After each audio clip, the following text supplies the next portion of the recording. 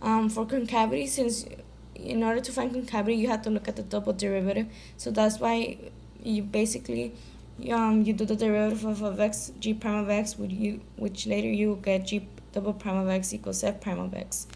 So g increases when g of x is equals f of x is greater than 0, and g is concave down when g double prime of x is f prime of x is less than 0. So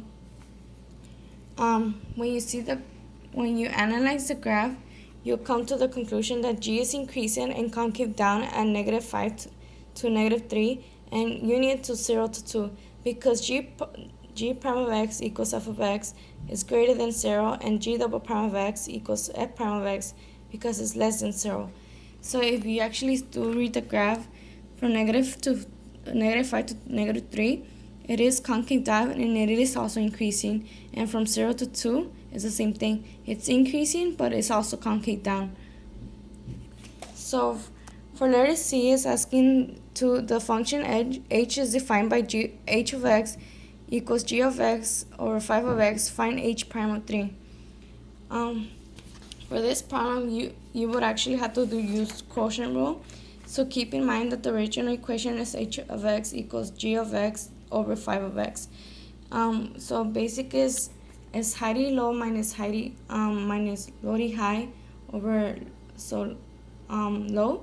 So that's why you have 5x squared, and then basically heighty low, so it's 5x g prime of x minus g of x 5. Since we're looking for h prime of 3, this would actually, you will have to actually replace each variable with 3. So that's why 5 times 3 equals 15. Then g prime of 3 minus g of 3, if you do remember, we found it in the beginning, and we said that it equals 9. So that's why it's 9. And then times 5, and then 5 times 3 equals 15, and it's squared is you square. And then you will get -30 minus 45 over 225, which later you will get -75 over 225. And if you simplify that, you get -1/3. So that will be your final answer for letter C.